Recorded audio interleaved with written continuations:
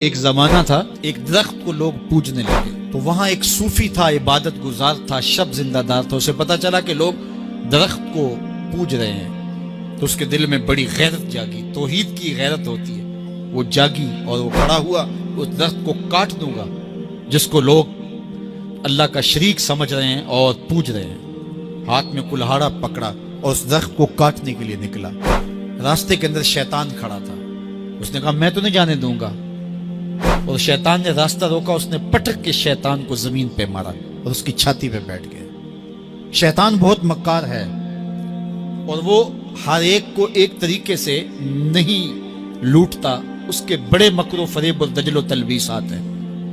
اس نے دوسرا طریقہ اختیار کیا، اس نے کہا جناب آپ عبادت گزار ہیں، تہجد گزار ہیں، شب زندہ دار ہیں، آپ درخت کو کاٹیں گے، لوگ آپ کے مخالف ہو جائیں گے، پھر آپ کو ان کے مقابل کھڑا ہونا پڑے گا، اور سویرے شام لڑائی ہی لڑائی، آپ کی عبادتوں کے وقت میں خلل آئے گا۔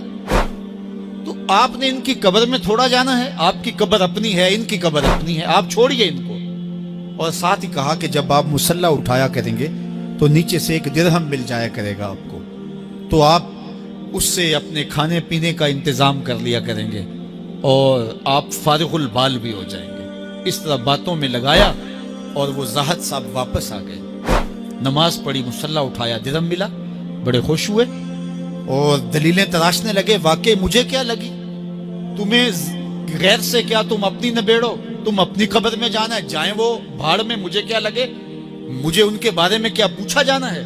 نمازیں پڑھتا ہے، ہر نماز کے بعد مصلی اٹھاتا ہے تو ایک درہم ملتا ہے۔ کافی دن گزر گیا، دل بھی آہستہ آہستہ مردہ ہو گیا۔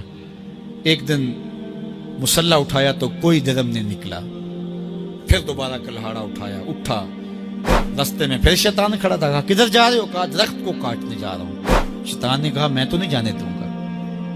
اس کو تجربہ تھا کہ میں اس کو پٹک کے زمین پہ مارا تھا، یہ میرے سے طاقتور تو ہے ہی نہیں۔ اس نے پھر گریبان سے پکڑ لیا، شیطان نے پٹک کے زمین پہ مارا اور چھاتی پہ بیٹھ گیا۔ وہ زاہد صاحب پریشان ہو گئے، شیطان کو کہنے لگے کہ یہ کیسے ہوا، میرا تو تجربہ ماضی کا یہ تھا کہ میں طاقتور ہوں تم کمزور ہو، لیکن اب تم نے پٹک کے مجھے زمین پہ مارا۔ تو کہا صاحب اس دن تم اللہ کی رضا کے لیے جا رہے تھے، آج تم درہم کے لیے جا رہے ہو۔ تو جب عمل میں خلوص نہیں رہتا تو پھر عمل نہیں رہتا۔